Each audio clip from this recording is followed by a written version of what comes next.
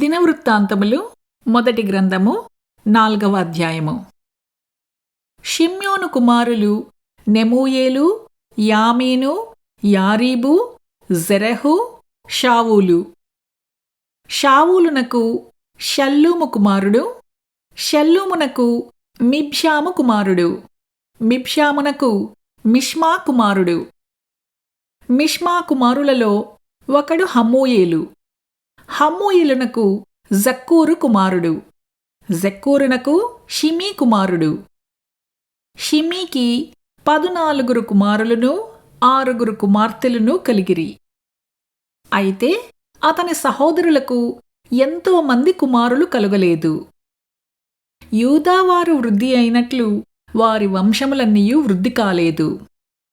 వారు బెయేర్షెబాలోను, మెలాదాలోను, హజర్షువలులోను, బిల్హాలోను, ఎజేములోను, తోలాదులోను, బెతూయేలులోను, హర్మాలోను, సిక్లగులోను, బేత్మర్కాబోతులోను, హజర్సూసాలోను, బేత్బీరీలోను, షరాయిములోను కాపురముండిరి.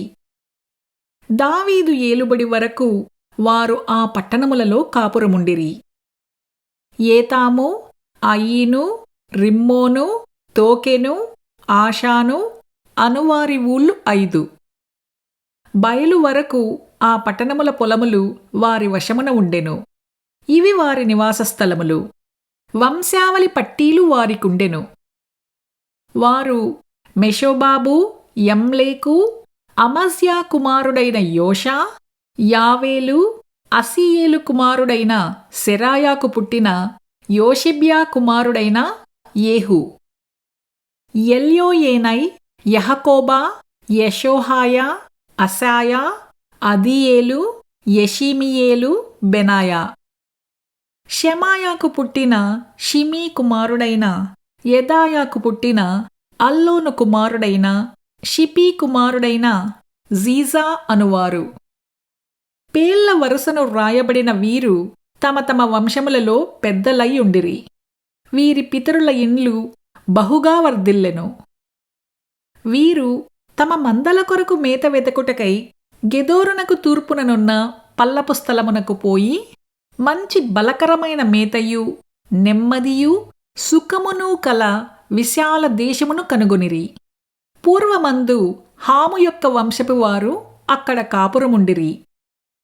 పేళ్ల వరుసను వ్రాయబడియుండు వీరు యూదా రాజైన హిజ్కియా దినములలో అచ్చటికి వచ్చి అచ్చట కనపడిన వారి గుడారములను నివాస స్థలములను పడగొట్టి వారిని హతము చేసి అచ్చట తమ గొర్రెలకు తగిన మేత కలిగియుండుట చేత నేటి వరకు వారి స్థానములను ఆక్రమించుకొని ఉన్నారు.